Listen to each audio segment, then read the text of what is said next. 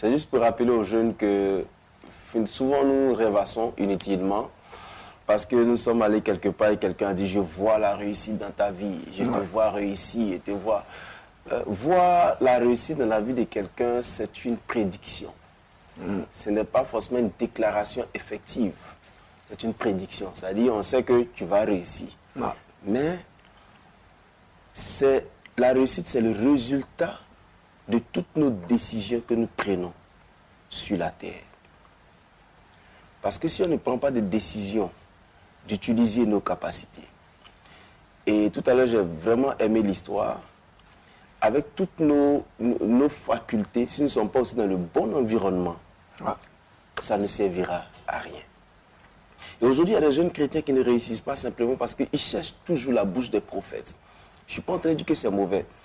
Tout ce qui est physique a un réveil spirituel. Mais la réussite, là, la Bible nous dit qu'un peu croiser les mains, un peu somnoleux, et la pauvreté te surprendra. C'est-à-dire que la pauvreté, c'est aussi un esprit, si on peut dire ça comme ça, quelque chose qui se promène, mais qui surprend que ceux qui se laissent surprendre. Donc, les gens ne décident pas de faire quelque chose. Ils s'asseyent à la maison et ils commencent à dire, Seigneur, que t'ai-je fait pour être dans telle situation? Mais le Seigneur t'a tout donné, mais si tu ne te lèves pas pour pouvoir aller saisir, prendre ce que le Seigneur t'a donné, mon frère, malgré toutes les prophéties, les plus belles prophéties venant des plus grands hommes de Dieu, ta situation restera telle. Parce que ce n'est pas un don spirituel. Si tu ne travailles pas, tu ne peux pas manger. Réussir donc obéir à un process. On dirait qu'on a préparé ensemble. C'est un processus. C'est un processus. On dit on veut que l'enfant atteigne telle chose. Et puis on ne met pas l'enfant à l'école. On veut qu'il soit directeur d'entreprise et puis l'enfant ne va pas à l'école parce qu'on croit que Dieu va le prendre. Il va prendre de la poussière pour envoyer à la table du roi. Bon, la poussière va devenir la boue finalement. D'où tu ne pourras plus tirer ton enfant. Donc, il faut qu'on suive le processus. Il y a un certain système. Une fois, il a dit ici, le Seigneur ne nous envoie pas changer le système. Il nous appelle à utiliser le système à notre profit. Et souvent, il dit aux gens, toutes les opportunités ne sont pas des bénédictions. Mais toutes les opportunités peuvent être transformées en bénédictions. L'opportunité, c'est comme l'igname. On sait que c'est de la nourriture. Mais c'est à nous de transformer cet igname-là en ce qui est de notre esprit. Soit en frites, soit en foutou, pour ceux qui aiment les foutous. Ça dépendra de nous. Mais il y a des gens qui ont l'opportunité, mais qui n'en font rien du tout.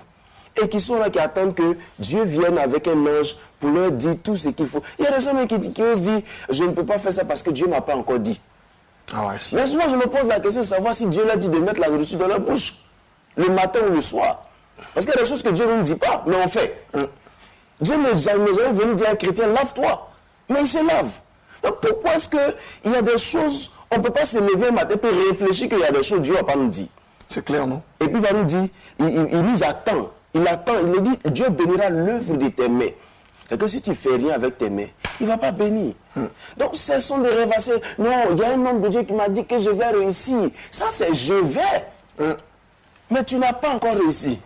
Donc il faut que les gens comprennent. J'aime bien les prophéties, j'aime bien les prophètes. Mais je voudrais que les gens soient aussi réalistes. C'est biblique aussi d'être réaliste. Quand on lit Ecclésiaste, quand on lit Proverbes et Ecclésiaste, ce sont les livres d'éducation civique et morale de la Bible qui nous ramènent à la réalité. Et qui nous disent que au-delà de la spiritualité, il y a des choses que si on ne fait pas, on ne réussira pas. Comme souvent dit au serviteur de Dieu, tu as des dons, tu as des capacités, tu as tout, mais l'éthique de vie sociale peut t'emmener à réussir, même sans des dons spirituels. Tu as des dons, tu prophétises, mais si tu ne respectes pas ton prochain, avec quoi est-ce que tu vas le retenir? Donc il y a tout à sa place. Que les gens ne restent pas seulement sur le volet spirituel. Oui, j'ai prié, j'ai jeûné, les démons sont partis. Moi, je crois qu'un chrétien ne peut pas rester éternellement maudit. Un chrétien ne peut pas rester éternellement dans les liens héréditaires. L'hérédité, c'est quoi? Donc, à quoi servira la mort de Christ à la croix? Quand il nous a tout donné, il nous a comblé toutes sortes de bénédictions célestes. Nous avons déjà tout, mais si nous ne prenons pas la décision de réussir, nous serons des pauvres frustrés, des meilleurs chrétiens désolés. Merci. La réussite est une résolution et une résolution est une équation justement bien menée qui aboutit forcément à un excellent résultat. Je l'ai fait bien sûr en mathématiques pour une très belle formule, pour les gens qui aiment bien sûr les théorèmes. Allez, on va se dire au revoir ici aujourd'hui. Merci Et beaucoup. puis, si vous avez bien entendu votre point, un rendez-vous. Oui, aujourd'hui, j'avais envie de faire autre chose, de présenter un livre d'anglais. Seulement, je ne l'ai pas sur le plateau.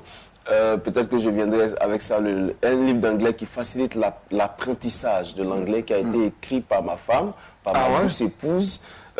D'accord. Et qui a, je vais dire, une phonétique, on dit une phonétique, une phonétique bien élaborée pour pouvoir permettre aux gens d'apprendre l'anglais sans même un professeur. Ok, I need one. D'accord. Donc après, donc on en parle. Merci bien. Et puis je pense que c'est déjà bon à elle d'essayer et puis de nous aider, bien entendu, pour nous qui apprenons au quotidien, qui voulons justement improve le niveau. Donc c'est vraiment important. Il n'y a pas de souci, on se revoit juste après. Okay. Et à côté de ce livre?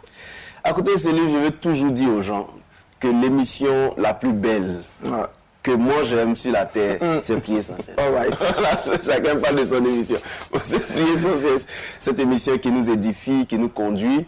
Et je donne rendez-vous à tous ceux qui veulent être écoutés, qui veulent compris pour tous les mercredis à partir de 11h30 à la mission Crispin de Vie à Yopougon-Niangon, Sud, Carrefour Ménigérie.